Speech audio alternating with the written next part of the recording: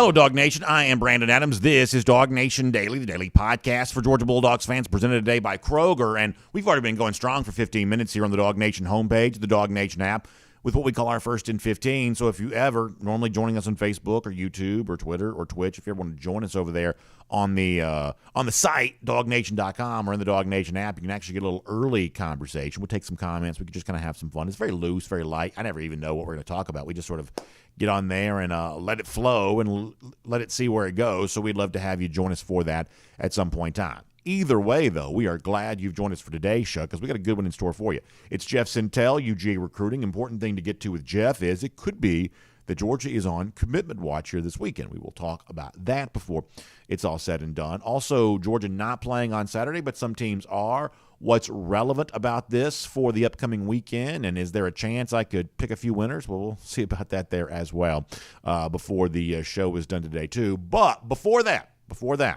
Kirk Herbstreit has made an interesting observation about where Georgia stands right now, currently ranked number 1 in the AP poll, but maybe not quite getting enough credit for what it's done. And on the flip side of that, an all-time great from Georgia has a pretty interesting piece of critical analysis about what he hasn't seen from the Dogs. If you want to get really, really deep and really, really serious into where things stand with UGA, using the best of its off week to get ready for a major, major stretch yet to come, a couple of prominent voices from ESPN are going to give us a chance to do that today. And we'll hear what Kirby Smart says about all this on the show there, too. So let's get into it right now. Glad to have you with us. Strong conclusion to our week here on the bye week of sorts for Georgia, but we are going just as hard as ever, and glad to have you with us as we do. It is DawgNation Daily, the daily podcast for Georgia Bulldogs fans, presented by Kroger, and it begins right now. Today's episode of DawgNation Daily is brought to you by Kroger, fresh for everyone. Presented by DawgNation.com. This is DawgNation Daily, the daily podcast for Georgia Bulldogs fans. Here's your host, Brandon Adams. You know, I've said before, I kind of think of myself as a little bit of a loudmouth blowhard. I don't believe you could do a job like this unless you had some of those tendencies. It's like the kind of thing you sort of read in the job description. And so when you're a kind of loudmouth guy, you know, like speaking to a microphone, you're just giving a lot of opinions, right? And anybody who just sort of freely fires off the opinions one right after the other, you're going to get some right, you're going to get some wrong. And if you want to make a list of all the stuff I've gotten wrong, you could do that until the cows came home, and you would certainly have plenty to keep you busy. But one thing earlier this year that we absolutely got right, we told you this was coming, and it has absolutely played out in exactly the manner we said that it would. That Georgia, after it beat Oregon to begin the season, got lots of attention. And what we said on the show was some of that was because, hey, Georgia legitimately had a very good performance. But what we also said is some of the attention that Georgia was getting through 1 or 2 weeks of the season was also kind of related to the fact that other teams that we kind of think of as the national contenders, they hadn't really asserted themselves yet, because there was a pretty large pocket of Georgia fans. I don't know if it was the majority or not, but certainly we hear from hundreds and hundreds, if not thousands, of Georgia fans each week. And a pretty significant pocket of those Georgia fans, they were kind of telling us, hey, you know, Georgia's getting too much attention. Georgia's getting too much praise, too many pats on the back. Remember, Georgia didn't start the year at number 1, but it pretty quickly moved to number 1. And some people thought the praise that Georgia was getting was kind of veering beyond just what we think of as due compliments or justified praise. And it kind of moved towards the direction of being hype.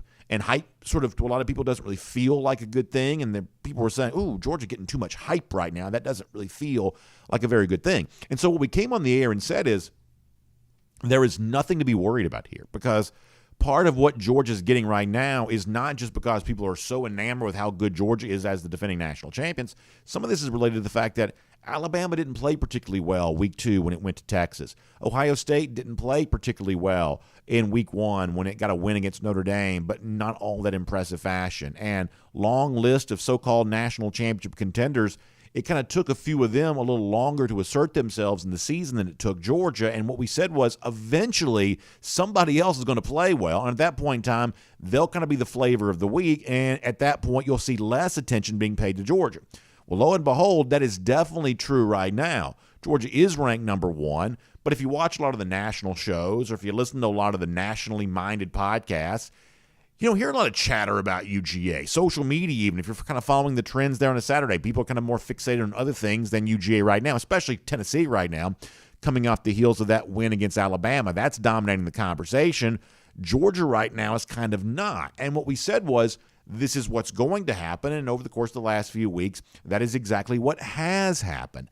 However, other people kind of outside the bubble of DawgNation who are not just watching Georgia as closely as we all are, but watching everything as closely as they possibly can, this has led them to make a very interesting observation about where things stand with Georgia at the moment. The ESPN TV crew got together the other day as kind of a precursor to the college football playoff rankings. We have the first playoff rankings coming out in a couple of weeks. This is kind of the format of that TV show without the actual rankings to get to. And I'm going to play this audio clip for you.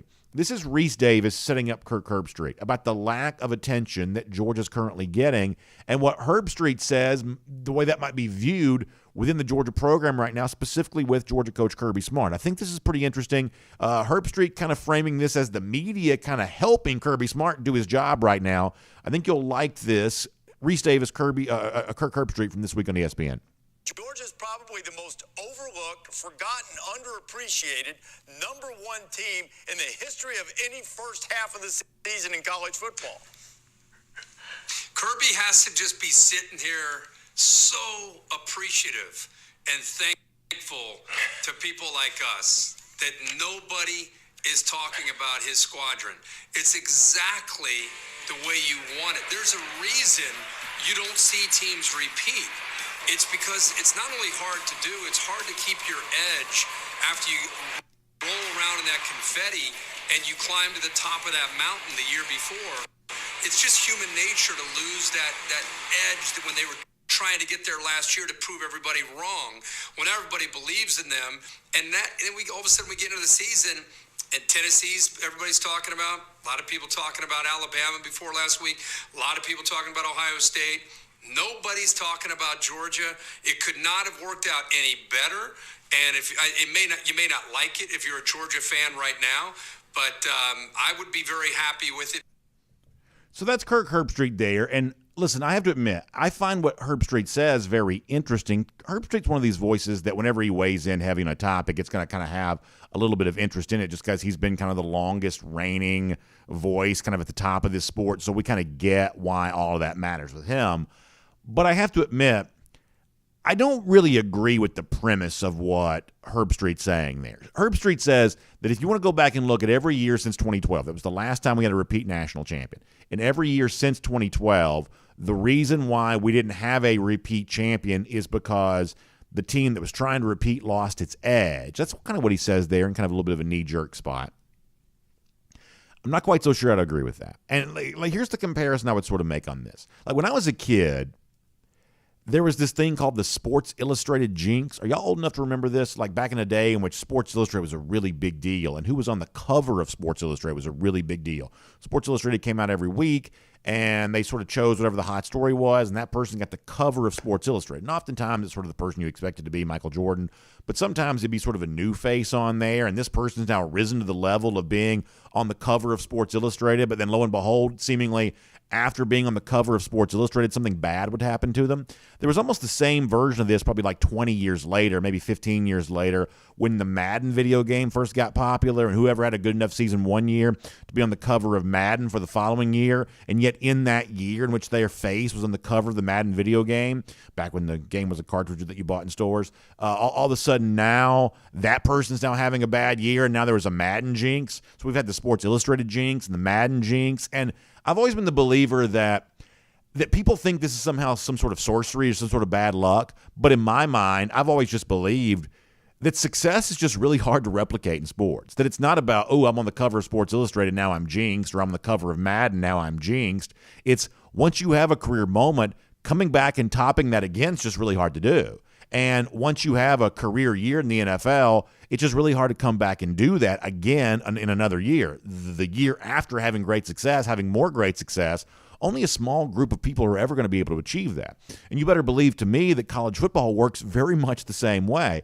When you've got something where it's the best of the best, the smartest coaches, the best athletes as players, and all of that. When the nature of the competition is so intense, the reason why a national champion in one year doesn't come back and win it the next year is not because they lost their edge, they're no longer motivated. Of course you're motivated to achieve. It's just really hard to achieve. And so when you think about the missing piece for Georgia, if there is one, there may not be. Georgia may actually repeat as national champions. It's not quite so sure one way or another how that's going to play out. But if Georgia were to fall short of winning this year's national championship, to me, they lost their edge, or they don't have enough motivation, or they got too much rat poison. To me, all of those things are nowhere near as consequential as other factors are going to be in determining how this plays out. In other words, that the story for Georgia is not finding more motivation. I don't think you can motivate your way to being the best team in college football. I think the story for Georgia is how you play your way towards all of that. Can you replicate the on-field success that Georgia had a year ago? And so that's kind of what's going on right now. I do believe that Reese Davis and Kirk Herbstreit are right when they say that people aren't really talking about Georgia very much right now.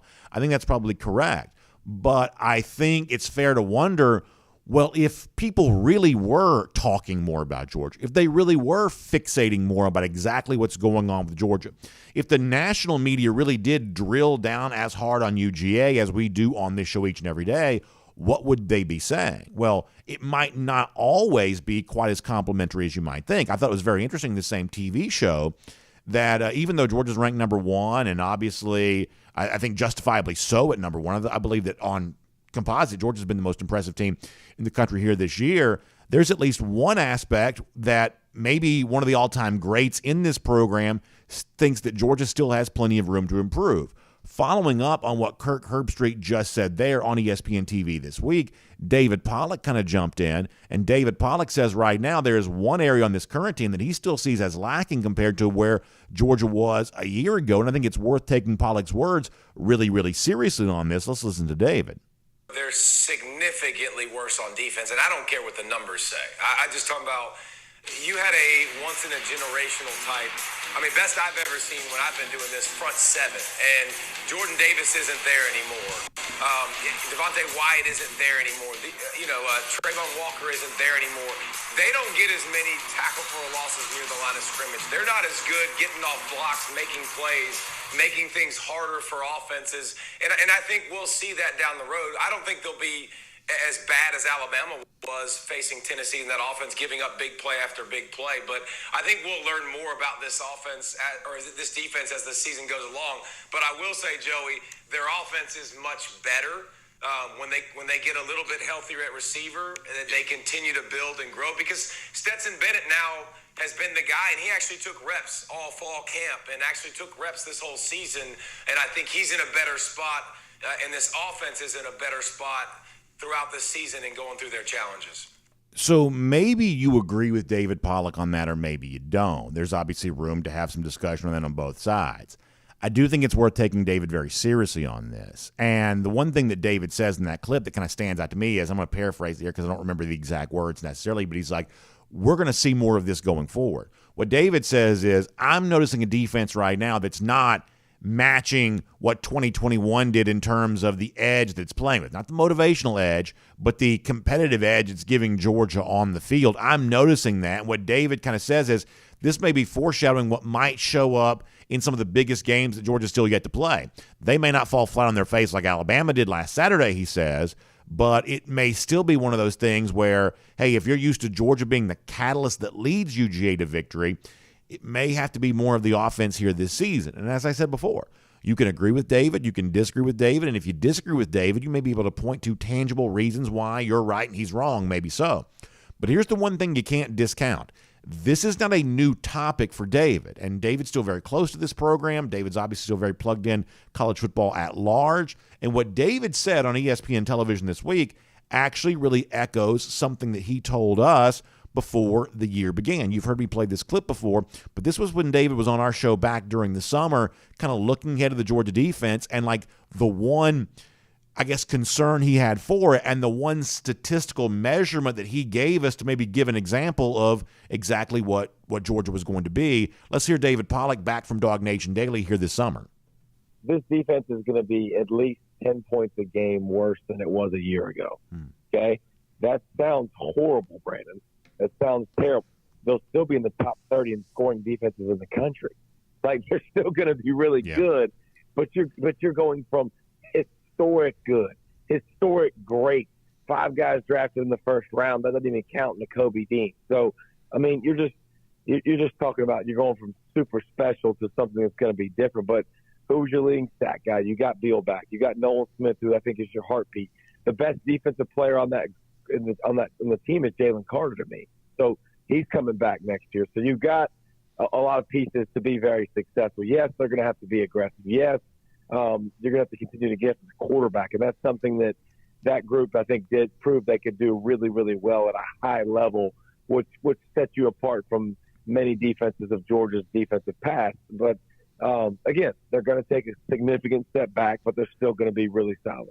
So what David said about this team prior to the season, very consistent with what he said there this week on ESPN. Now, on the one hand, you can listen to David and say, oh, right now they're not trending statistically to give up 10 more points per game than they gave up a year ago. But it's fair to point out, think about the Kent State game. They gave up more points than you're used to seeing them give up. Think about the Missouri game. They gave up more points than you're used to seeing them give up. And what David said this week is that a lot of this kind of looking ahead to what might happen when Georgia faces the very best offense is going to face, whether it be in November, in the SEC championship, or in the college football playoff.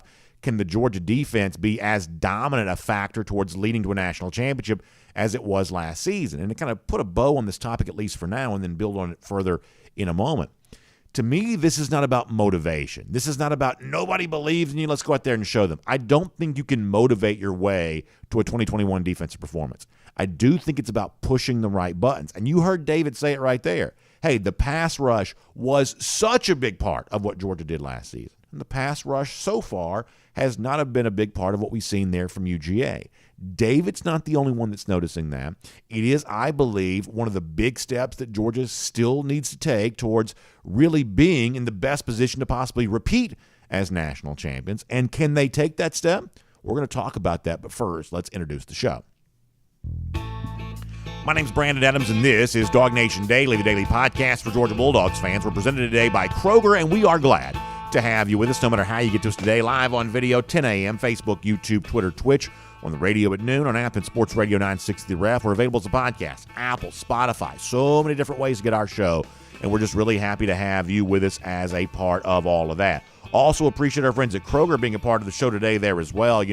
We love our great sponsors. They help us be on the air here and do great stuff, and Kroger obviously well known for all of that there as well. So I want you to check out Kroger because, listen, we're kind of in that lull. My family went out and picked out some pumpkins this week and did all that kind of stuff that you got to do this time of year, getting ready for Halloween, and your opportunity to get ready for everything you need for Kroger at Halloween comes up right now there as well. So get the candy you need, get the decor you need. The good news with our friends at Kroger, it's all 20% off here right now. So you can get a lot of that from our friends at Kroger. Get great savings and all that too. So check out Kroger.com/Halloween for more on that. That's Kroger.com/Halloween for more on that, and you can do that here today. And of course, Kroger's always got great stuff going on there too, including Kroger Chef Jr. too. A lot of great stuff there a couple times this month to take advantage of that great opportunity.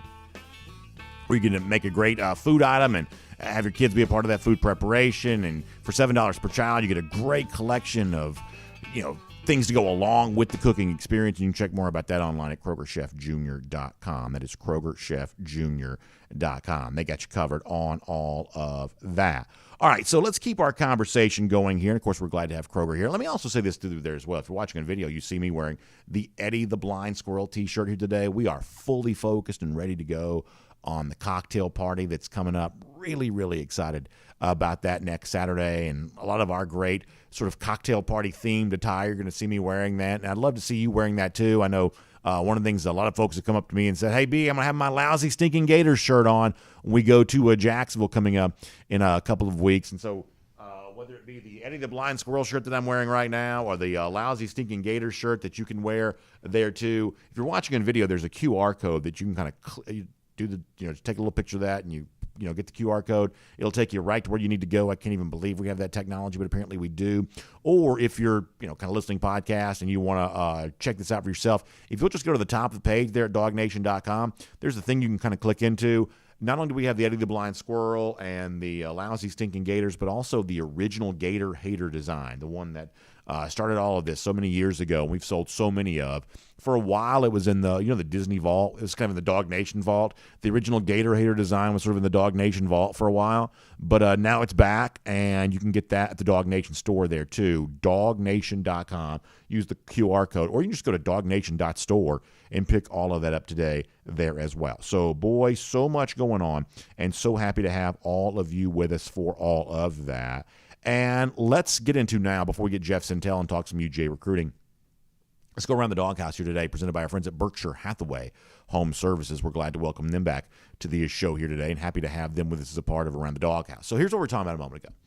So Kirk Herbstreit says, media's helping Georgia. Nobody's paying attention to UGA, and that helps Georgia get the edge that he says potential repeat national champions haven't had. And what I would say is that I think we have a tendency at times to overrate the role that motivation plays in something about this, like repeating as national champions. That for me, it's more about how you use your players. I think coaches are really good at getting us thinking that somehow the media, either for the good way or the bad way, has some sort of influence on how the games are played out. To me, that's the silliness of the Nick Saban rat poison statement that started all this years ago. I think coaches want to kind of veer the conversation that direction. I'm not quite so sure that's exactly how it actually is. It's more about the decisions you make about how to use players during games. And this is one of the things that down the stretch is going to really matter for Georgia. Can it unleash the talent that it has on defense? And you may say, well, that talent's not the same as it was last year. That was 5 first-round draft picks last year. That was much more experience. That was whatever. Get all of that. But the talent that Georgia currently has, is still more prodigious than almost any other team in the country. And I can promise you, of the 131 teams that play FBS-level football, most of them salivate about the idea of having anywhere close to the same talent that Georgia has defensively. So the big question for Georgia, not just in the game that everybody has circled on November 5th against Tennessee, but the game before that against Florida, everything that comes after that, obviously SEC championship if Georgia's lucky enough to be there, and the college football playoff after that. The question is going to be, how do you use the talent that you have? We heard David Pollack a moment ago say that right now he sees a Georgia defense that's significantly worse than the one in 2021. Well, if we just sort of say, for the sake of conversation, that is true, what could happen here over the season's final 5 regular season games to change that? Well, one of David's teammates, the great former Georgia wide receiver Terrence Edwards, joined us on DawgNation Daily yesterday, and he weighed in on that. What he wants to see more of from Georgia down the stretch. Terrence is an offensive guy, but he was pointing his spotlight on the defense. This is Terrence yesterday. My biggest takeaway right now is probably the lack of sacks that we have generated. I think that is going to be a big thing that the defensive staff should try to fix. And I don't know if that's blitzing more. I don't know if that's just coming straight from the D-line with ET stunts, TE stunts that's crossing the end to tackles and tackles to ends. We're going to have to do something to just generate pressure. You do not have to blitz all the time to generate pressure. So I think Nolan Smith and that group going to have to figure out a way to beat one-on-one coverage, or we figure out a way to make it 6-on-6, 5-on-5 on how many they have protection and make it a one-on-one battle. And somebody has to win their one-on-one battle. So I just think these next 2 weeks against quarterbacks that's athletic as the 2 that we're about to face we got to generate pressure.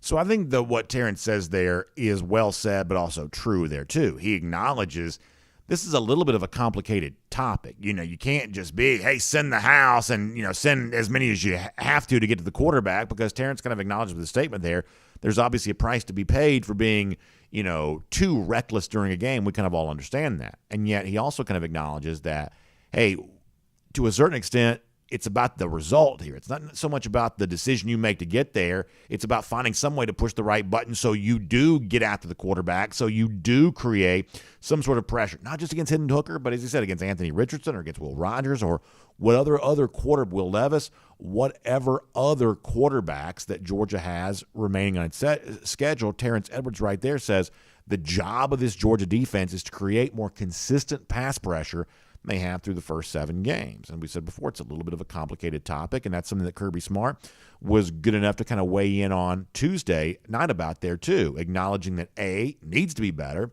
and B, the recipe for how you actually get it better is not always super easy to diagnose. This is some pretty candid commentary from Kirby Smart going back to earlier this week on the topic at hand right now.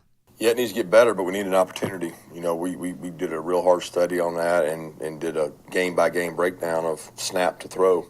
And it's faster than it's ever been in one of our 6 or 7 game breakdowns before the bye weeks. We've played teams that have gotten rid of the ball really, really quick. I think the Auburn game was the only game that was over 3 seconds per pass, and I think that factors in the scrambles, you know, where he ran around with the ball and threw them away.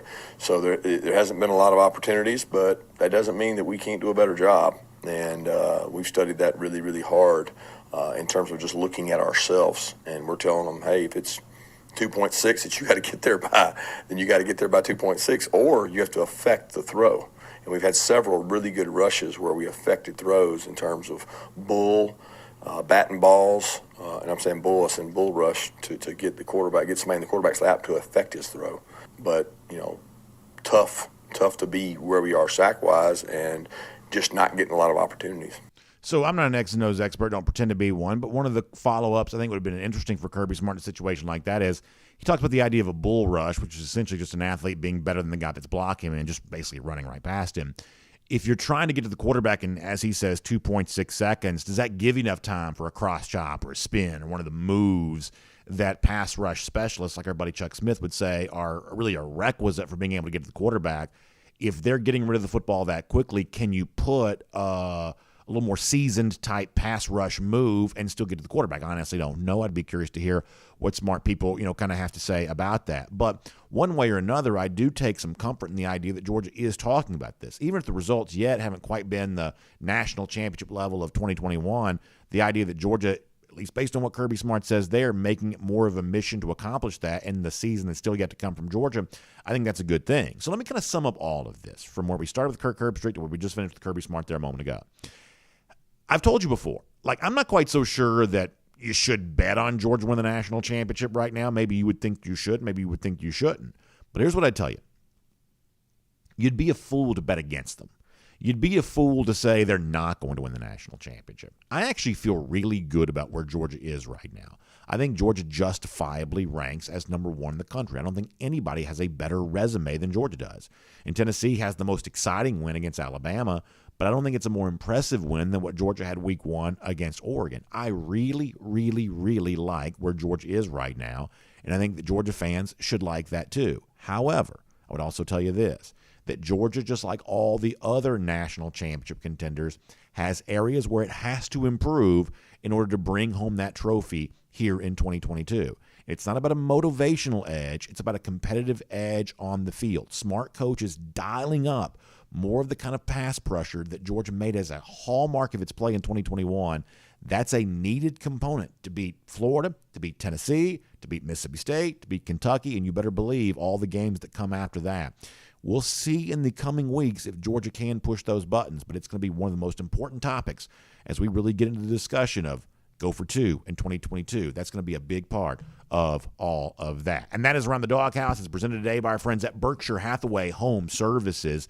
And listen, a lot of you obviously are facing new beginnings in your life, and our friends at Berkshire Hathaway Home Services believe the best time for new beginnings is right now. What that means is, you have your home that you're living in right now, but you think about the possibility of a new job or getting closer to family or maybe moving to kind of a dream location. That leaving that house you're in now to go to that new home creates the kind of new beginning you've been dreaming about for a while. And Berkshire Hathaway Home Services legitimately believes the best time to do that is right now. And as you make that decision to do so with one of their great agents, makes that experience even better. I like to think of the folks at Berkshire Hathaway Home Services as transaction specialists. What that means is, and if you bought sold a home, you understand this, that just going under contract is like the first step in all of this, but what does it take once the contract is signed to actually get you to the closing table? What does it take at that point in time to kind of get you to a satisfactory outcome? That's what Berkshire Hathaway Home Services knows all about. And it's not just the traditional home buying and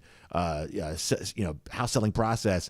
Also, when you start thinking about that commercial experience, maybe you've got a business and it's been operating out of your garage or somewhere in your house, and it's kind of time to take that to the next level. With Berkshire Hathaway Home Services, they can help you get that storefront, that commercial property that's going to allow your your business to grow and thrive as you believe that it should and has an opportunity to, that commercial investment is that next step towards that. Or, hey, maybe you want to, get involved in kind of a rental property. Maybe you want to take that step towards getting some investment real estate property. That's what Berkshire Hathaway Home Service can be there for you there as well. So I want you to find them online at bhhsgeorgia.com. They got offices all over. They got agents working hard for you. You're going to be really, really glad to get to know them. Our friends at Berkshire Hathaway Home Services. Find them online. bhhsgeorgia.com. That's bhhsgeorgia.com. Great to have them as a part of Around the Doghouse with us here today. All right, so before we're done, we'll give you some thoughts on the other games this weekend not involving UGA. That's going to be fun. Great collection of golden shoes. Some of these are really, really funny. We'll look forward to doing that there too. But for now, Georgia possibly on commit watch this weekend and some other big recruiting news. Let's cover all of that as we go on the road with Jeff Sintel, assisted by AAA. From Athens and across the SEC or wherever the recruiting trail may lead, here's a DawgNation.com insider. So a lot to get to with Jeff Sintel, including the idea that a name of note, a guy that we've talked about in this space before, has now reached decision day coming up on Sunday. Very good-looking defensive back, Chris Peel, a guy who has seemingly had a good relationship with Georgia there for a while. Jeff, are Dogs on commitment watch? How closely should Georgia fans be paying attention to the recruiting wire here this weekend? Hey, good morning, Brandon. Hope everybody's doing great today. Well, it's Friday, and on Sunday there's going to be a big decision made by four-star, I guess, Brandon, for the sake of simplicity here, because I'm going to just call him a defensive back. I know he wants to play corner. I know he can play a lot of positions. Brandon, he is stupid fast, and I mean that in the most glowing term of the use, stupid. It's funny, the coach at Providence Day has told me he used to go, I guess I'll use the word guffaw, or just roll his eyes when somebody talked about, hey, I got a 4.4 kid, I got a 4.3 kid. And lo and behold, he was timing Chris Peel with another watch this spring, and both of them had him under 4.3 on their hand time. And then he's got verified low 4.4s on the electronic times. Such a skilled athlete, Brandon, that he's their running back, their factor back, their big play back in Charlotte. And pretty interesting timing here. Providence Day will actually be playing tonight against Raven Gap. That's a charter, that's a boarding school with a lot of really good players, really good international players usually, right outside Raven County. So Chris Peel will be there, the number one tackle, number one overall prospect in the 2025 class. David Sanders Jr. will be there. That's a player, man, that I could just gush about on another show at another time. And then they also have the five-star quarterback Jaden Davis there as well. So a lot of intrigue there. He's deciding on Sunday. It's been Brandon, Georgia, and Michigan for the longest time. He's got a Final Four, Brandon, but I don't think he even took an official visit to South Carolina, one of his Final Four. He's one of those guys that was in town that first weekend of June when Georgia had so many impactful visitors, and he loved the visit, loved everything about it, loved Georgia back then, but he just wanted to see some more schools, and now it appears he's done his diligence and he's ready to make a decision. I thought you gave us some interesting insight on him as a player a moment ago. Tell us a little bit more about, if he were to commit to Georgia, how he kind of fits into the overall picture here. So he's rated as a corner, Brandon. He's like top 20 corner, number 184 nationally. And we must, at this moment, at least tip our caps to the great state of North Carolina, Brandon, because that state has been awfully good to Georgia football recruiting of late. Jamal Jarrett, Jordan Davis, Jalen Walker, can keep going on and on with a lot of players there in the state of North Carolina. But he's a guy that I think could play a lot of positions. He could be like a star guy early on. He could be a back-end safety. He can be a corner. Just that speed allows you to do so much, Brandon.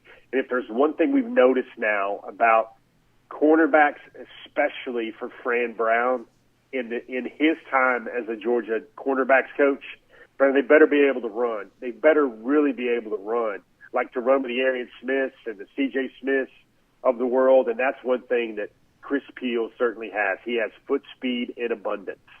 Yeah, that's great to hear. It's funny to me, Jeff, there was a time going back a few months ago, and obviously this is the kind of thing that it's kind of become a little bit of a meme. Georgia fans kind of joke about this, about the whole what's wrong with Georgia recruiting, but I mean, I have to admit, a couple of months ago, I kind of wondered, would this class kind of fall together the way that we've kind of come to expect Georgia classes to fall together? Now, the Peel thing's obviously not a done deal, and these days and age, you have to wait till the final buzzer to kind of count anything. But it is certainly an example of what we've seen kind of play out in recent weeks, which is, Georgia earning some big wins and once again building a class that's going to, by appearances, rival almost anything that Georgia's done in recent seasons. That, hey, you're left to wonder, is Georgia getting enough national championship momentum? Are they navigating NIL or blah, blah, blah? Obviously, Georgia's not getting everybody that it wants, and we've, talked about, some of those, battles have kind of swayed one way or another.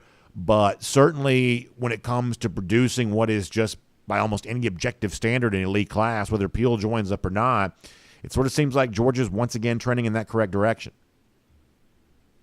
I'll tell you, Brandon, one thing I've got to try to educate folks on now is the old rules of recruiting probably need to kick them to the curb, because what was new and familiar and common, and you can see a history, well, those really don't apply anymore in this name, image, and likeness model. One of the things yesterday, Brandon, I thought was an impressive, I guess I would call it a demarcation line for Georgia football recruiting, was this time exactly a year ago, Michael Williams flipped from USC to Georgia. Now, why am I bringing that up? Because when you look deeper into Georgia's class last year, Brandon, you know how many guys at this time last year, like among the top 10 guys in Georgia's class, you know how many of those guys were committed? Like 4. Like 4 out of the top 5 were uncommitted. There's Michael Williams, Marvin Jones, Jaheim Singletary, Dalen Everett, Ernest Green. The list goes on and on. Guys like Julian Humphrey, guys like Christian Miller. Brandon, they just wait so much later now. And the decisions, when everybody sees that great senior film, that's when programs like Georgia either decide we're going to double down, we've been recruiting this guy, we love this guy, or Georgia goes, thought he was a fit, maybe not a fit, let's see if we can find a better fit. And I think that's what recruiting is kind of going to be more like, where everybody thinks this is a nice and tidy class, right? And I think there's maybe 19 of these 21 commitments right now, maybe 20 of the 21 commitments that I think will eventually sign with Georgia. But there's about 6 or 7 more names out there that are really big. There's Jordan Big Baby Hall. There's obviously Chris Peel. Everybody's wondering about how real is this with Deuce Robinson. Everybody's wondering about, this is a big time right now for Georgia during the off week. You're going to see Georgia's coaches go to see Deuce Robinson. You're going to see Georgia's coaches go down to see Damon Wilson down there in Venice, Florida. I mean, this is the time. Samuel Mpemba as well. Some big official visits are already lining up for November the 5th as well. I think Davian Hobbs, the guy that also established. Funny, Brandon, he set his commitment date in late November 25th to honor his family and honor his mother, but he's still got a couple of official visits to take, and he's still got at least that one to Georgia on November the 5th to take.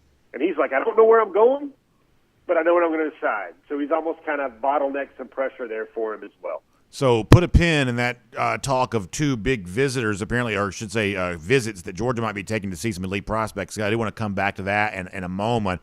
Before that, to kind of close the book on Peel here, and I don't want to get too deep in the weeds on this necessarily, but the other thing you notice about him, once again, if he were to commit to Georgia, he obviously hasn't yet. He's making his announcement on Sunday, but he checks in, according to 24/7 Sports, at 6 feet tall. And what this caused me to think of, Jeff, is think about a guy that just committed to Georgia's Covey White from Cass, the 2024 prospect. And I'll tell you, and Jeff, I know you've seen Sokovie play there as well. I think Sokovie, in addition to being a really good wide receiver, is also a really good defensive back too. And part of me, when he commits to Georgia, is kind of wonder, well, could Sokovie be a defensive back at Georgia, because he's made some big plays here in this state as a defensive back, and you wonder that at a level of athleticism, could he be well used on the defensive side of the ball? But Sokovie is 5'8.5", and right now, like you go to the amusement park, you have to be this tall to ride this ride. It just doesn't seem like Georgia's bringing in those defensive backs right now that aren't that sort of 6 feet number. Sokovie's a great athlete, but at that sort of height that he is now, that's probably more of a slot receiver in a Georgia program than a defensive back, because Georgia wants those big, long bodies like what Keely Ringo is doing, what others are doing. It just seems like right now Georgia has an incredible value placed on overall height and length when it comes to their defensive secondary, and that's kind of what Peel would also bring to the table.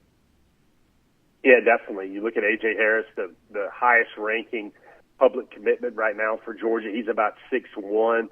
And everybody forgets about some of these guys because it's been so long, and it's kind of my job to bring it up. But remember Justin Rhett, the guy who official visited way back at G-Day and then committed the day after when he was officially visiting as a public Notre Dame commit? Brandon, I'm going to tell you, know this name, put it underneath your pillow at night for a couple of years at cornerback. But Daniel Harris committed out of Miami. Brandon, he was actually at the Vanderbilt game of all games last week. 6'2", Brandon. Lots of that South Florida speed. So, with all great reference here to Jacoby White, Brandon, that's going to be Todd Monken's guy. That's a toy for Todd Monken's offense. You're going to see a lot of that Isaiah McKenzie, Ladd McConkey, maybe some DeAndre Swift stuff out of Jacoby White because he's so strong and he's such an intelligent player that let's face it, if you think of Jacoby White as a guy that can play cornerback for Georgia, well, there's a lot of guys in Georgia that can do that. There are going to be very few guys on this national championship #1 team in the country roster that can do the things with the ball in their hands, go up and get the ball, high point the ball, make a guy miss, bull through some guys, have the strength to stop block somebody. Jacoby Hollywood White, I think, is a name. Like I said before, when he committed and when I wrote all those stories and I went on all those shows, I think he is going to be one of one at the University of Georgia. Everybody likes these names. I hear you replicate the vernacular that, people just understand player comparisons better when you give them a benchmark, when you give them a parallel with, he's a little bit like this guy. Well, really, Jacoby is like the best parts of a lot of guys. You can throw a guy like Percy Harvin in there as well. It's just a guy that makes a play with the ball in his hands, some jet sweeps, a lot of exotics right there. I think that's what Jacoby Hollywood White can be. And, with Georgia still looking at the cornerback position, I think they're pretty good at the cornerback position with the names we just mentioned. And the other big name, Brandon, got to make sure we go through all these targets because I think there's about 6 or 7 that Georgia's working right now. The other one is obviously Samuel Mpemba, supposed to make his official visit for Georgia to the Tennessee game as well. I mean, that's a name that you wonder with Wilson, is it Ohio State, is it Georgia, and then you've got Mpemba there as well. That edge position is one of the big remaining checkboxes Georgia needs for this class. All right, I want to talk about something you wrote this week that got a lot of attention, and that's Justice Haynes, rock-solid Alabama commit, we're told, but also potentially visiting Georgia for that Tennessee game here coming up. And I have a very simple opinion about this, Jeff. This is what power programs do. This is what resourced programs do. Now, that's not an official visit, but still, power elite programs use their resources for frivolous things. And let's say that Haynes is going to go to Alabama still. You still take him on the visit. You still let him be on campus because there's never a bad time to do a good thing. There's never a wrong time to do the right thing, and taking good care of a recruit like this is just sort of the right thing to do, even if he does go to Alabama here in this spot, because maybe it gives you, as the poker players like to say, a chip in a chair, just like some sort of chance to sort of stay involved in all of this. Certainly reading your story at DawgNation.com this week, I didn't get the impression that some sort of flip was imminent from Haynes coming to Georgia, even if he visits for the Tennessee game. But I say roll out the red carpet, let him come anyway, because that's what power programs kind of do. If a good player wants to show up at your building, you open the door and you shake his hand and you welcome him with open arms. And to me, that's what it appears that Georgia might be ready to do with Haynes, no matter what the outcome ends up being. Yeah, I agree with that, Brandon. It's one of those things where you would call it a flex if you wanted to put your sunglasses on while you make this take or whatever. But this is pretty simple. I think Justice Haynes really wants to go to Alabama, and he's really comfortable at Alabama, and he thinks Alabama is a great fit for him. Not a fickle young man, not a fickle family at all. But also, B, if you think Georgia's going to do some pretty good things against Tennessee, they're going to put on a good show, they're going to be a good host, that you're going to do something in that performance, in that visit, to enhance your value with Justice Haynes, then you go for it. That's simply what it is. If you can raise your stock with a visit from a player like Justice Haynes, and Brandon, this is a new world. Like I said earlier in the beginning of our conversation, you might not just be recruiting for December of 2022. You might be recruiting for July of 2023 or something else like that. In this day and age, in the portal and when things fit, you always never reduce the chance to bring in a great player asset like Justice Haynes to the program. Now, a lot of people on Twitter and social media and even on the DawgNation forum.DawgNation.com, have asked me, well, why do you have Justice Haynes there at the expense of someone else? Or are they worried about, somebody else, recruiting the players that are already there? Like Justice would say, hey, come to Alabama with me to some guys. If you're comfortable in your station about where you are as a program and where you are in the class and with guys looking around or whatever, then you take those risks. Now, do you put Justice Haynes in the front row ahead of Samuel Mpemba on his official visit? No, probably not. But what you do is you welcome the chance to enhance your value with a player as talented as Justice Haynes. Brendan, I know there's a lot of Georgia High School Hall of Fame ceremonies this weekend. There's the game on Friday that you and I will both be at. That's tonight. And then there's the great ceremony at the College Football Hall of Fame on Saturday. You look at the career of Justice Haynes, and Brandon, I know a lot of these guys get into the bigger Hall of Fames first before they get into the high school Halls of Fame because that's just the way it works. But the way Justice is rambling through right now, man, very strong chance he ends up as the number 2 all-time leading rusher in the state of Georgia, and that is a heck of an accomplishment. Yeah, very strong accomplishment there. I was looking at some of those stats earlier this week. It is kind of amazing kind of how he's kind of climbing those ranks, statistically speaking, and kind of fun to consider as the history of high school football in Georgia on display this weekend with the inaugural induction ceremony for the Georgia High School Football Hall of Fame. Another guy you wrote about this week, Tyler Williams. That's a guy who I think has kind of given Georgia one of its most interesting highlights thus far in the 2023 class because he kind of cited Georgia's own offensive success as a reason for choosing UGA, and at the time we talked a lot about that. Now, there's obviously maybe another level of achievement for Georgia unlocked when you watch other offenses the way they perform, but it sounds like you think Williams has a chance to be one of those guys that leads Georgia in that direction. You certainly got a lot of quotes this week from folks who know Williams well, who kind of touted him in that regard. How excited should Georgia fans be right now about the 2023 wide receiver Tyler Williams, a guy that you wrote about this week? You know, if somebody's looking for an excuse to just go in their backyard, put a lawn chair out, put some music on, and put something, a cold beverage in their hand, they should tailgate for Tyler Williams. I think that guy is special. One of the things that tailgate for the fact that they have that game breaker type receiver in their class. I had some folks reach out and they saw what Jalen Hyatt did against Alabama with 4 touchdown catches, 200 yards. And they're like, when's Georgia going to do that? When's Georgia going to have a guy like that? And my best estimation about who that's going to be is I think that's a guy like Tyler Williams, Brandon. I think the people down there know him very well.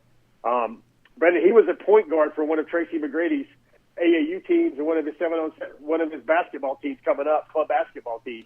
That's the skill set. He can throw the ball 70 yards. He used to be a quarterback with accuracy. Really, they regard Tyler Williams down there, Brandon. This is some of the more interesting stuff. Not just what his quarterback said about how you better be careful because he might outrun your arm, or not just what his head coach said about all the right qualities, really smart football player. The things his wide receiver coach said, Brandon, I thought were very fascinating. Number one, he said, we don't really do a lot of positional development here. We run plays. We go over schemes. We go over formations. We don't do a lot of individual player development. That's really hard to do with their structures of their practices. So really, they think he's not even at the beginning of his potential, and yet he's 6'3", he's 205 pounds. Brandon, he returns punts and kickoffs. Very rare you see a body that big for an 8A team in Florida. Same high school that Arian Smith came out of as well. One of the things, you'll like this, Brandon, I don't even think this showed up in the story, but one of the things that Tyler Williams said was an underrated aspect of his recruitment to Georgia is Tyler knew what Arian Smith looked like when he was in high school. He knew what he looked like when he came back home. He knew what he looked like prior to Brian McClendon getting in Athens. And he has noticed a remarkable improvement and ascension in Arian Smith's game once he's been working with BMAC. He saw the proof in the pudding there, and that was one of the reasons why he feels very comfortable about making the University of Georgia his football program of choice for his college career. Just a lot of good stuff about Tyler Williams. It's one of those things where he committed almost a month ago, Brandon, but we really need to make sure the volume stays up really high. I mean, this is kind of like choosing between which one of your kids you like the best. But if I had to pick the 5 most important commitments in this 2023 class, without a doubt, Tyler Williams has to be in there. All right, Jeff, you dropped a big hint on something there a moment ago, and I want to find out more about that before we're done here. But first, let me remind folks we are on the road. This is to buy AAA with Jeff Sintel here today. And listen, there's a lot of great incentives you get when you get your home insurance through AAA, including claim-free reward. Now, the cool thing about claim-free reward is it's cash back for every year that you remain policy-free. That's a great thing to get through our friends at AAA, and a great reason you should think about them when it comes to your home insurance. You think about them for roadside assistance. I use it all the time because I'm driving around. High school football tonight, usually college football on Saturday, everything else in between. But I also want you to think about AAA for home insurance there as well, and take advantage of that claim-free reward, getting that cash back when you go policy claim-free on your policy. Go to AAA.com/home insurance for more on that. That's AAA.com/home insurance, or give them a call, 833-718-2075. That's 833-718-2075. Make sure you check them out today on all of that. All right, Jeff, let's finish with this. You dropped a pretty interesting hint there a moment ago. There's obviously no football here this weekend, giving the Georgia coaches maybe a little bit more freedom to be out and about. Sometimes they're traveling on game weeks anyway, but certainly a lot more opportunity for that right now. You mentioned the nation's number one tight end, Deuce Robinson, which is certainly an interesting name to consider. You also mentioned the five-star defensive star, Damon Wilson. Everybody sort of thinks on the internet they kind of know what's going on there. They feel like Georgia may have gotten money whipped for Wilson recently, so it sounds like Georgia's not giving up that fight and making a big push for another elite tight end. How are the Georgia coaches planning on using that time this weekend? Yeah, they're going to be plenty everywhere. I would even think, lots of reports are swirling about. I would even look for Brian McClendon to be at a very important spot. The name you're hearing right now a lot, Brandon, is DeAndre Moore. Georgia's emerging as a contender there. He's currently committed to Louisville out of St. John Bosco. St. John Bosco, the same program where Ernest Green III came out of. DeAndre Moore is committed to Louisville because we've heard a lot of NIL money droppings there with that program. His quarterback is also currently committed to Louisville as well. One of the things you're finding, Brennan, is whatever the rampant speculation of these NIL numbers are, they're really not as big in actuality as they're being trumpeted out to be. But, for Georgia to still keep looking at wide receiver, I think Georgia still has an interest in Anthony Evans III, the current Oklahoma commitment, potentially adding another wide receiver to their class. What's Georgia going to do at running back? I think maybe the big ones to consider here, Brandon, is, Samuel Mpemba, Damon Wilson. That's the cross your fingers type close. This is an off week. I expect Kirby Smart and Coach Chadera Uzo-Duribe to be down there at Venice this weekend on Friday to check in on Wilson. You kind of hear, James Smith and Quay Rusall kind of drifting away from Georgia. But at the same time, I might expect both of those guys to be back in Athens for the Georgia-Tennessee game as well. Huge list forming there. You're even going to have guys like Jordan Big Baby Hall that will be at the Georgia-Florida game because, hey, you remember, you can have tickets there. You can distribute tickets there, and that's actually a game in Jordan's backyard, one of the biggest remaining pieces for the Georgia potential defensive line haul in 2023. Just a lot going on. I mean, I think one of the things that maybe thinners a lot of the attention right now is I think the commitment of Ryan Puglisi last Sunday kind of couches a lot of that talk about what Georgia might do at quarterback in this class, or whether they would go after, a graduate transfer, something like that. I think with Puglisi, who's still just 16, Brandon, you and I cover a lot of quarterbacks that are really good, but they're also maybe a year playing at a grade level below their actual age. A lot of quarterbacks get redshirted a lot. A lot of quarterbacks get held back a lot for academic, basically social reasons, whatever you want to say. Puglisi's a true 16-year-old, man. He should be a junior in high school.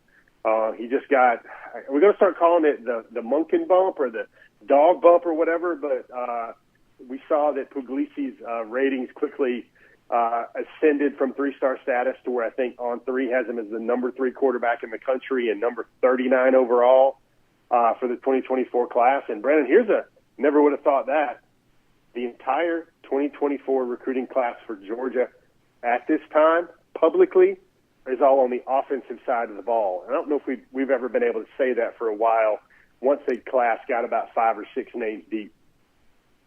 Yeah, that's certainly very interesting to consider, Jeff. Very good stuff all across the board on what is a fascinating close to this 2023 class. A lot of effort taken towards that this weekend. Of course, as you said, a gigantic date a couple of weeks from now when some major recruiting targets are expected to be in Athens. We'll look forward to reading you on all of that. We'll see you tonight for high school football, our Hall of Fame game at Brookwood between Grayson and Brookwood. Of course, Saturday for the induction ceremony for the inaugural class of the Georgia High School Football Hall of Fame. And then getting back here, DawgNation Daily and on the road, assisted by AAA next week, Jeff. We'll look forward to talking to you then. Yeah, big weekend. Don't forget Commitment Watch on Sunday as well. Lots to keep our eyes on. Thank you, Jeff.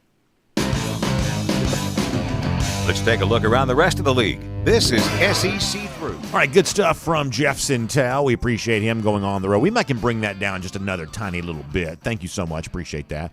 The band playing a little loud today. They're extra fired up here going into an off week there on Saturday. But good stuff with Jeff. Glad to get that recruiting information. As he said, you're watching closely for Chris Peel on Sunday, and you are listening closely for the chatter of, hey, Georgia's still fighting hard for Damon Wilson. Georgia trying to just talk about greed.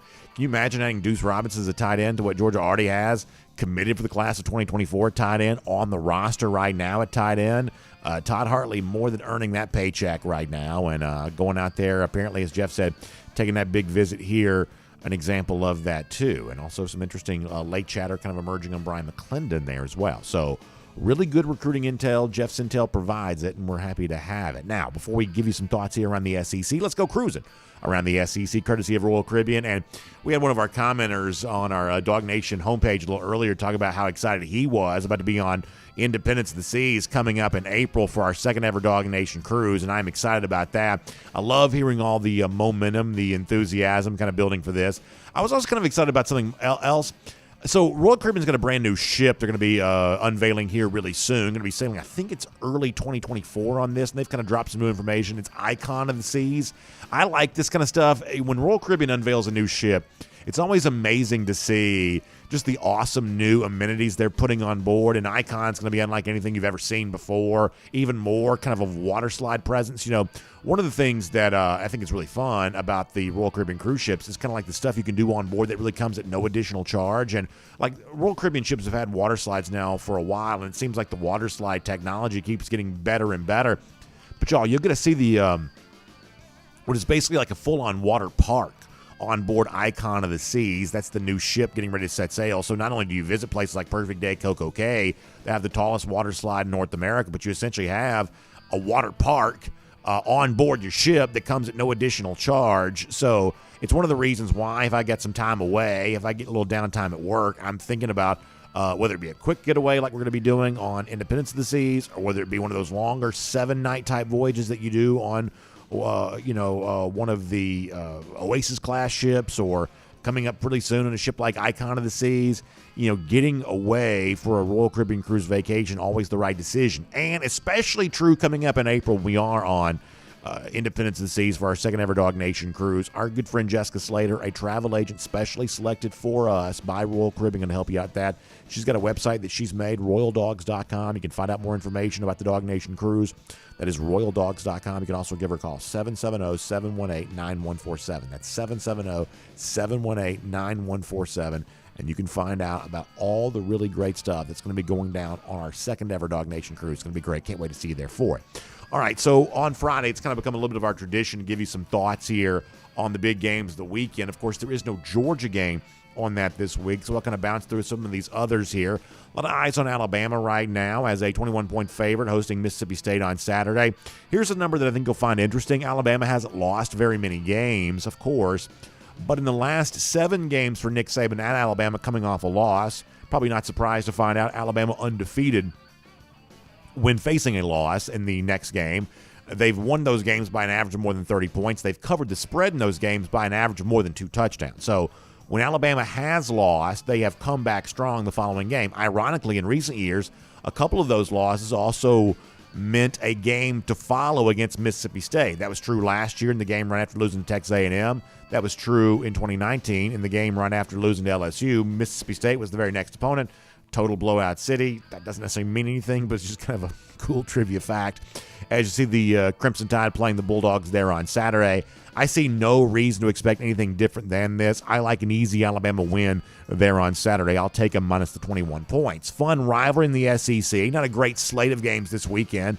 I'll acknowledge that, but I do think the Magnolia Bowl with Ole Miss going to LSU is probably pretty interesting. And total confession here, when we first unveiled this point spread earlier this week, I was a little bit surprised. I expected Ole Miss to be a slight favorite on the road at LSU, but actually it was LSU that was the slight favorite. When we first introduced this game, it was about 1.5. It has since climbed at our friends at MyBookie up to 2 points. So LSU, fresh off a win last week at Florida, coming back home. Jaden Daniels playing better, probably his best game of the season last week against the Gators. All of a sudden, LSU now favored over Ole Miss. And here's my question. I'm going to make this kind of quick. At one point in time, Lane Kiffin was a rising star in the coaching ranks. You've heard me say this before. Raiders coach, then became the Tennessee coach. Then after 1 year there, he's the USC coach. This looked like one of the hottest names in coaching. But somewhere since then, kind of become a little bit of a butt of jokes, kind of become a little bit of a punchline, kind of become a little bit of a social media caricature. And yet his Ole Miss teams are really playing very well. Is Lane Kiffin a serious football coach? Is Lane Kiffin a serious leader of men? Well, if he is, he takes the Rebels into Baton Rouge on Saturday and beats what I think is still a pretty average LSU team. This is not quite the kind of Brian Kelly coach teams we're used to seeing, nor is it kind of the LSU teams we're used to seeing. This is still a pretty flawed bunch there, whose level of focus, I think, can be questioned, and just overall level of skill can be questioned as well. This is the kind of game that a team that's serious about itself, a coach that's serious about his future, you win this, you preserve the chance to be undefeated playing Alabama coming up in a couple of weeks' time. So we'll learn a lot about Lane Kiffin there on Saturday. I'll take a flyer here on the Rebels. I'll also say this really quickly. Look at Texas A&M going to South Carolina. South Carolina's a 3-point underdog with our friends at MyBookie. And everything about Texas A&M with your eye test, the things your eyes have seen, would tell you this has been an incredibly disappointing team, not just this year, but over the course of the last couple of years. But the truth is, some of the gambling trends actually suggest something a little bit different than you might imagine. They're 6-3 against the spread in their last 9 against SEC foes, and also 6-3 against the spread in their last 9 away from College Station. They're on the road, an SEC player on Saturday. The trends would suggest they're a good bet minus the 3 points, and I believe that's actually probably the right side here. Clearly, they got upset by Appalachian State. They've also played an incredibly tough stretch of schedule, but it does kind of ease up here. You got this game against South Carolina. You got Florida coming to College Station in a couple of weeks. I believe that you may see over the course of the next few weeks, Texas A&M take some steps to pad its record a bit. And that by the time this season ends, in a roundabout way, A&M might actually be kind of where you thought they were supposed to be, or at least where most folks thought they were supposed to be at the end of the year. Remember, the over-under for A&M at the beginning of the year was only around 8 or 9, depending on where you saw it. They had the very high preseason ranking, but the polls were far out of step with the gambling market. The truth is, from a gambling standpoint, A&M is actually kind of trending okay to sort of end up where a lot of folks thought they would be. So keep that in mind as they play as a slight favorite on the road at South Carolina on Saturday. Then very quickly, when it comes to games outside the SEC, Clemson's about a 2-touchdown favorite hosting Syracuse. Syracuse got bowl eligible last week. I think there's actually a little bit of a chance there, maybe an emotional letdown for them because that they knew their early season slate was going to be important. You got tough games coming the rest of the way. This is only the second true road game that Syracuse has played all year. The first one came at UConn, so they haven't experienced the likes of what they're going to experience Saturday night in Death Valley. Clemson's not been good at home, just 3-6 against the spread. They're at Death Valley dating back to the start of the 2021 season. But this, to me, more about a Syracuse team that's probably seen the clock strike midnight on what has been a Cinderella season up to this point in time. I think they've got more losses coming. In fact, it's not inconceivable they could lose out. I think that's a possibility, and certainly I expect them to lose on Saturday to Clemson. And as we mentioned on one of our shows earlier this week, with so few big national marquee games, a little bit more eyeballs on Clemson here this week and a chance for them to demonstrate whether or not they truly are a national-level contender. I think that's worth watching. And then I'll just very briefly say this. Another team that is actually stepping out into road play in a very hostile way for the first time this season is UCLA. They are undefeated, but their only road game prior to Saturday was at Colorado. Colorado, probably one of the 5 worst teams in the country, in hostile territory with Dan Lanning and the Oregon Ducks. That's a pretty fun game in the Pac-12.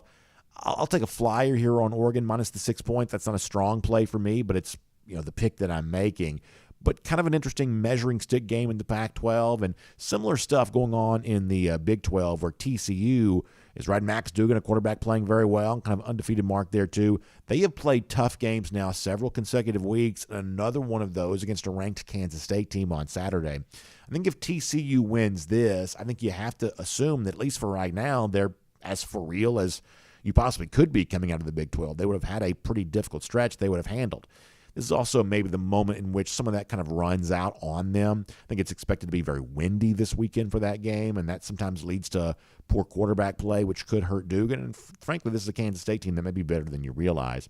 So those are kind of the look at some of the games here for this week, and we'll make that cruising around the SEC, courtesy of Royal Caribbean. And by the way, speaking of point spreads and making picks and things like that, many of you are better at doing that than I am. And if you are, well, it's time for you to show us all how good you are and put your money where your mouth is with our friends at MyBookie. Listen, it's winning season at MyBookie. And so when you open up your account right there, part of the way in which this works out, you're going to be a winner literally before you even place your first bet, because when you open up account, you put in $400, $500, whatever you put in, up to $1,000, MyBookie is going to double that deposit for you. So that means you put in $500, they'll put in $500, you get $1,000 right away to play with our friends at MyBookie. Then after that, it could not be more simple. You play, you win, you get paid, whether it's college games on Saturday, the pros on Sunday, the baseball playoffs, whether it be future stuff, thinking about who's going to win championships, things like that, over-unders, a great way to get involved. Our friends at MyBookie have it all for you. So use the promo code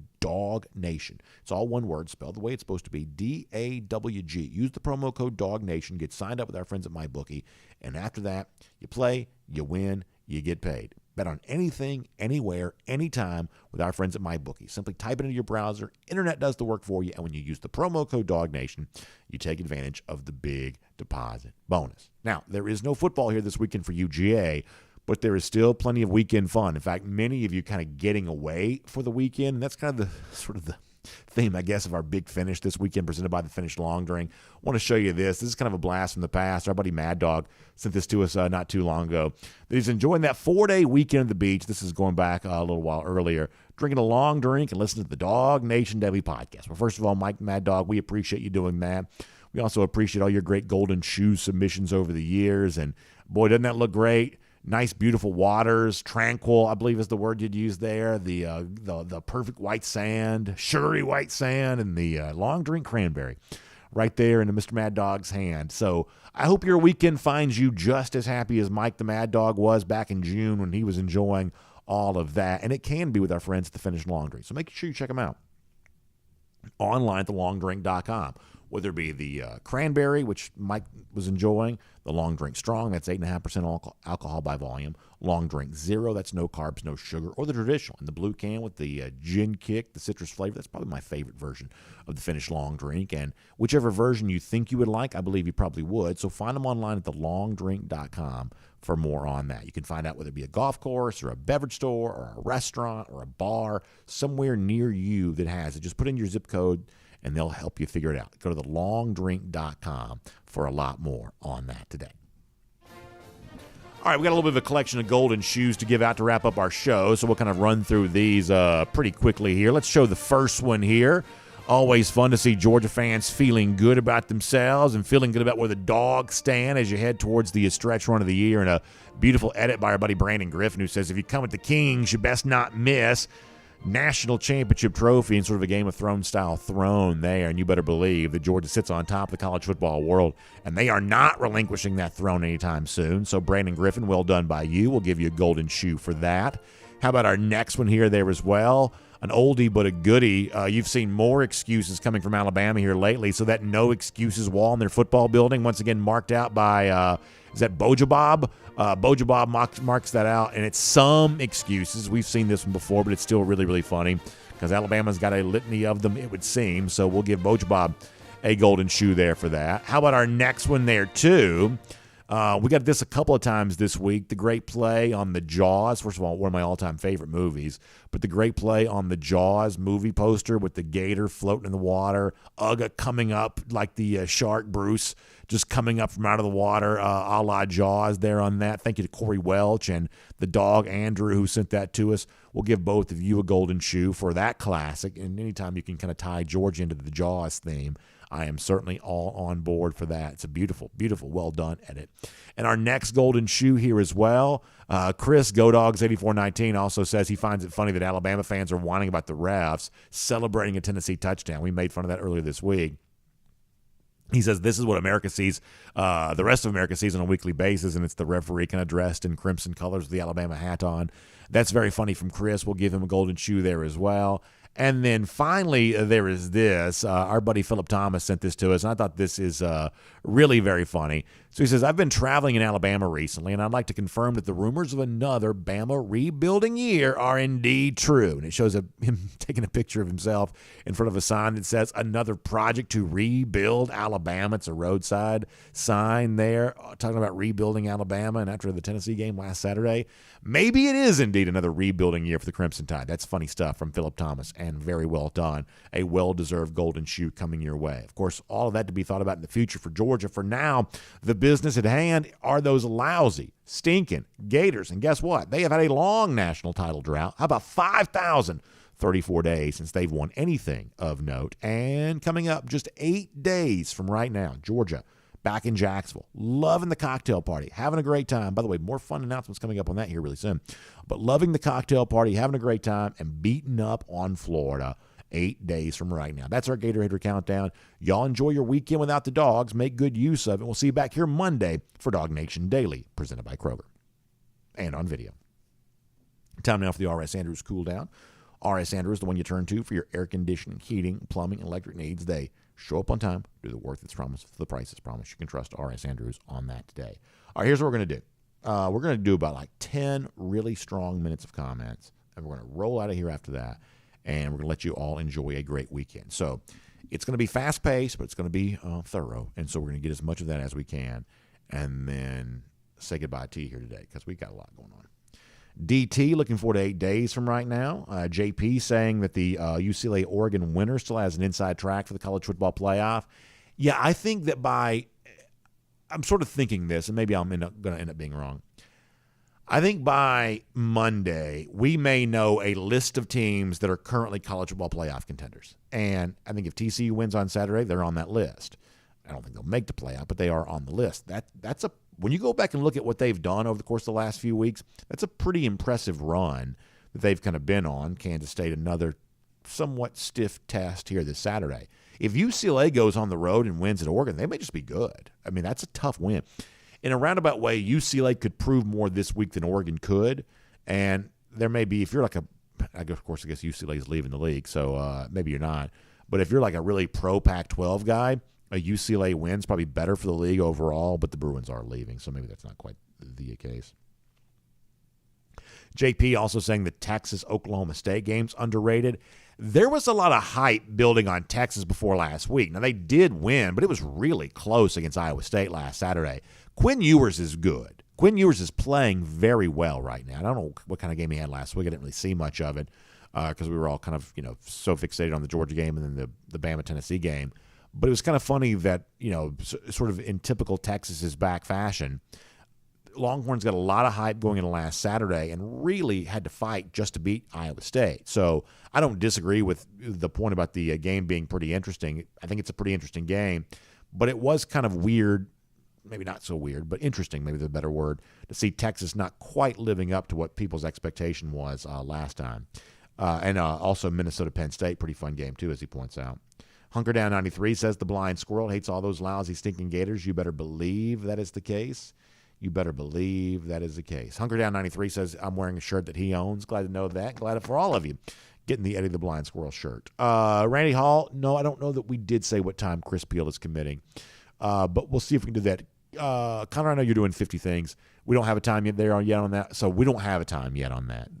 In this day and age, a lot of this stuff is sort of digitally based, which means there's not necessarily a set ceremony, and I believe that may be the case for Peel here. I don't personally know that, but I don't believe we have a time for Peel. I'm being told that we don't. All right, let me go over to Facebook for a moment, and we'll get a few comments there. And I do truly hope you all are enjoying your weekend or getting ready to enjoy your weekend. Because, listen, I love college football. Now, my weekend's pretty crazy, but I love Georgia. I love college football, but it's also kind of nice to sort of step away and do something a little different for 1 week, too. That's kind of a nice thing. Really, doing whatever the moment allows for is probably a pretty important thing to do in life. Let's see what else. Zach Adams and Ryan Walker talking about the Justice Haynes thing. Yeah, I mean, like I have to say I don't have a full handle on why it was that he chose Alabama over Georgia. And I can tell you this. People that know way more about this than I do were just as shocked as any of us. This probably ranks, I mean, recruiting experts such as our Jeff Sentell would tell you this. This probably ranks as the most surprising recruiting decision that many true professionals have ever seen. I say this a lot. I follow recruiting. I am not someone who covers recruiting. I think you understand the difference. Like I talk about this, I talk about the topic of recruiting on this show from the perspective of someone who follows it. I very rarely talk to recruits. I mean, I talk to a few of them every now and then, but that's just not really my thing. That's not what I do for a living. I talk to more coaches of recruits than probably anything, and listen, there's always a little bit of a grapevine, that kind of goes on with stuff like that. But I'm not a recruiting reporter. The people who are true, genuine recruiting reporters, they'll tell you they were very much caught off guard by the Haynes decision. It was a huge surprise to almost anyone. It was. Let's see what else. Brandon Griffin, who won one of our golden shoes earlier, he's kind of checking in over there as well. Barry Watkins says, when was the last time Bama lost 2 consecutive regular games in a row? It has not happened under Nick Saban. Certainly, we talked about the last 7 tries. Did they lose back-to-back in 2007? I wonder. Let me see if I can quickly do this. 2007 Alabama schedule. Let's see if we can go back to 2007. They obviously lost more in 2007 than you're used to seeing them lose. And our friends at, I guess, FBS Schedules don't go back that far. That's a great website, by the way. FBS Schedules is a great website. So, in 2007,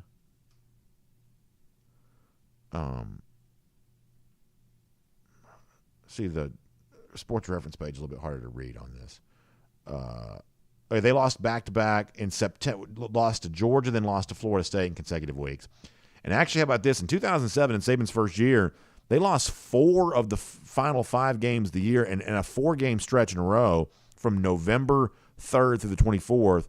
Lost LSU at Mississippi State, Louisiana Monroe, you'll remember that, and also Auburn as well. And our buddy Mike Johnson told some really interesting stories about how that 2007 loss to Auburn impacted them. So they lost 4 straight in 2007 and then another stretch of back-to-back losses in 2007 there as well. But by 2008, they'd really just sort of gotten things figured out and have kind of been humming since then. So 7 straight after a loss, Bama's won them all in excess of 30 points and covered the spread by more than 2 touchdowns in each of those games. So they, in the rare moments in which they've lost, they have been strong coming off a loss. The 2007 kind of being the one outlier there on that. Let's see what else. Johnny Robinson, Ryan Walker also talking about what they call the rebirth of Dominic Blaylock. Yeah, I wanted to do more of that on the show this week, and I guess we're going to do this on Monday, some of this. Between Blaylock and, there's a handful of, I thought the bigger game for Darnell Washington, there's a handful of playmakers for Georgia that might be coming into their own at a very good time. And I do believe Dominic's a guy that is showing you that he really deserves to be on the field a lot. I just think he's making some big catches for Georgia. This was a guy, like his overall numbers in 2019 were actually probably not, maybe as good as I sometimes remember them being.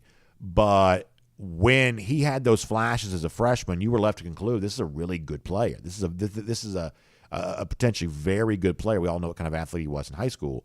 And so I kind of agree that on my list of guys that I'm ready to see more of from Georgia, I think that Blaylock's on that list for right now. Nick Roundtree and Ryan Walker also talking about Bear Alexander too, which I think is a very important guy. Very important there as well. Miriam Corbin, always great to see you. Appreciate you being here. Philip Jordan Wells also mentioning that Virginia-Georgia Tech game last night. So I have to say, the last couple of weeks we've had like regular college football on Thursdays. Is that a new thing? Because, obviously I grew up with the Thursday night game being great, and it seems like that has kind of gone away. But last week you had kind of a classic Thursday night game between Baylor and West Virginia. Last night you had Tech and Virginia. And listen, we don't like Tech, of course, but I like Thursday night football. I was actually really happy to watch it, and you had the poor kid at the end that pulls the Reggie ball, which is awful. I don't think Sims, their normal quarterback, is that bad of an athlete. I don't know if he's a good quarterback, but he's a pretty good athlete. And when he went out last night, gosh, they had just nothing. They had nothing. They wouldn't have scored if you gave them, an empty field and spot them on the 20-yard line. But that poor kid who did the Reggie ball at the end, my gosh. It's almost one of those things where, like, I wanted to make fun of it, but it was almost so cringe it was sort of hard to, because, that was really an awful sequence. That was really an awful. Now, some of you didn't have any trouble making fun of it. I'm just saying, for me, that was pretty cringy. All right, let's go to YouTube, and we're going to wrap up. But, yeah, I didn't mind having Tech on Thursday night last night. See, to me, that's what Thursday nights are for. It's like, if you put, like, the University of Virginia, and I think Philip called them, like, the nerds versus the pretentious nerds, and that's probably a pretty good way to say that. But if you put Virginia, Georgia Tech on a Saturday, I'm flipping right past that.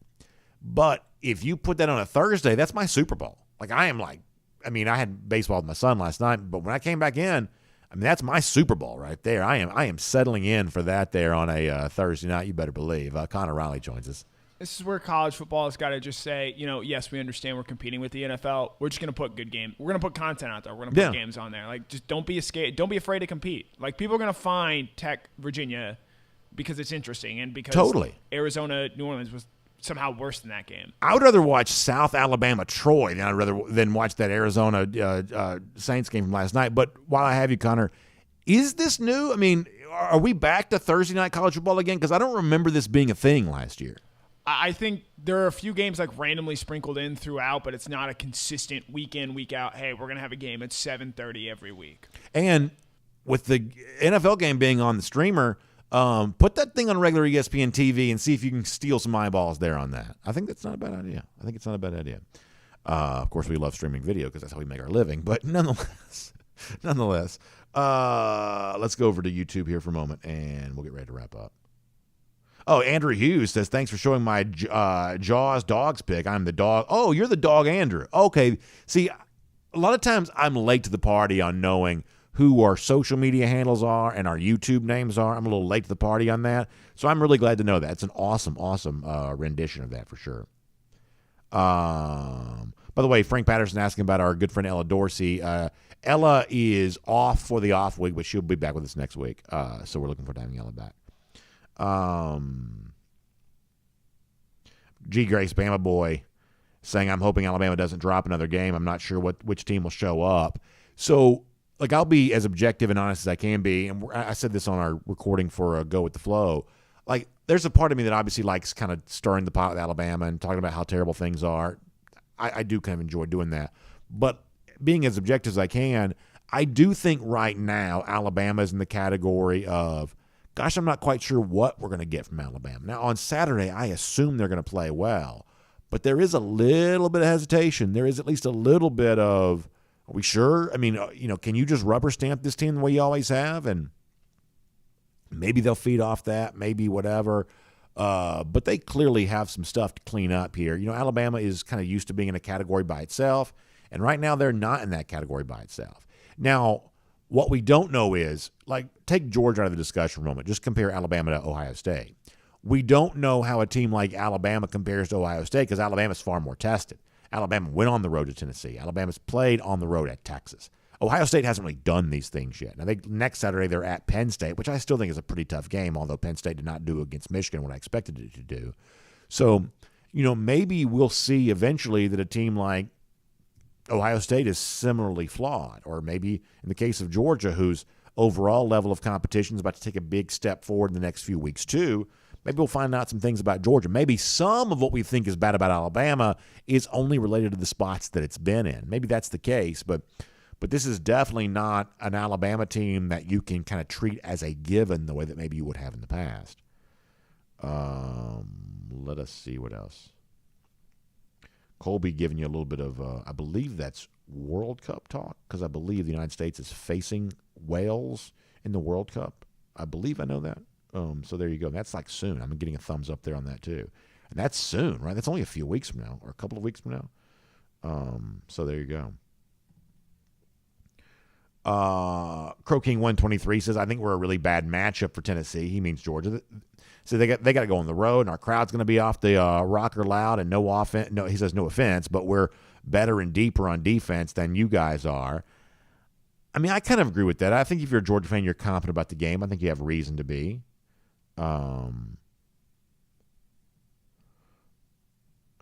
Let's see what else. So Gordon asking about the game tonight. We have Grayson against Brookwood. And this is going to be a fun matchup because Grayson on defense is just like you expect him to be. Got a really good freshman edge rusher. Got obviously LSU commit secondary, and they got all kinds of just big name defensive guys. And obviously Dylan Lonergan, very good quarterback on his way to Alabama. The Brookwood record is only 4-3, but they went to Vegas and played Bishop Gorman. They've played out of region games against the likes of Norcross, and I mean they played a very, very tough schedule leading into what's been going on. A lot of teams do this. When you get to like Georgia high school football in region play, you have a lot, like Marietta's like this. Like you may be 5-5 and win your region because most of these teams want to play as tough a region schedule as they possibly can be. So Brookwood only 4-3 overall, but 2-0 in region play. And Lonergan against this Grayson defense is going to be worth the price of admission. I believe it really is. I believe it really is. Colby says, I don't like the World Cup. I just don't know much about soccer. Like, I mean, I kind of get into the World Cup. I think if I had grown up around soccer, I'd probably like the game. I think it's actually kind of an interesting game. But I'm just not that big into soccer. And I'm like 40 whatever years old. At this point in time, I just don't have time for anything else. I mean, I just don't have time. I don't have time. Let's see what else. Beer Cans and Baddies calling for Malachi Starks to pick off Hendon Hooker, which I like the idea of that, and that's a good way to close it out today. So to all of your comments, thank you for them. Hope you all have a great weekend. I want you to check out our friends at the AJC. They'll have plenty of World Cup coverage as we get closer to that, and that's always a good thing.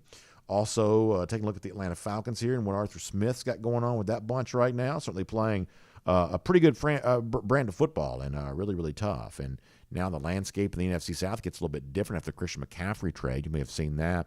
McCaffrey shipped off from Carolina to San Francisco, so that's got an impact on the Atlanta Falcons, and we'll be following that there too. Plus, we're getting close to the election, and there's plenty of that going on. We don't talk about that here, but that is to be discussed. Hawks have a chance to actually get off to they got a little bit of a soft schedule here to begin the season. They got a chance to get off to a pretty good start. So they won their first. We'll see how they do beyond that. Of course, the Braves picking up the pieces here, looking at an interesting offseason. Dansby Swanson at the center of all of that. You can read more about that online, ajc.com. So have a great weekend. Check out our friends at the AJC tonight on the DawgNation video channels for Go With The Flow, presented by R.S. Andrews. And speaking of R.S. Andrews, once again last night, that heat keeping our house toasty and warm.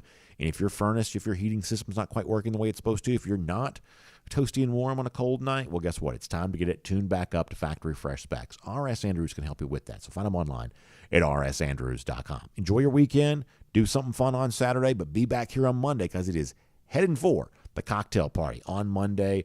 Eddie the Blind Squirrel's going to be a big part of it. Lousy Stinking Gators, we are reveling in their misery, and we can't wait to dole some more out coming up next Saturday. So we'll see you Monday to do all that right here on DawgNation Daily, presented by Kroger. We'll look forward to talking to you then, everybody.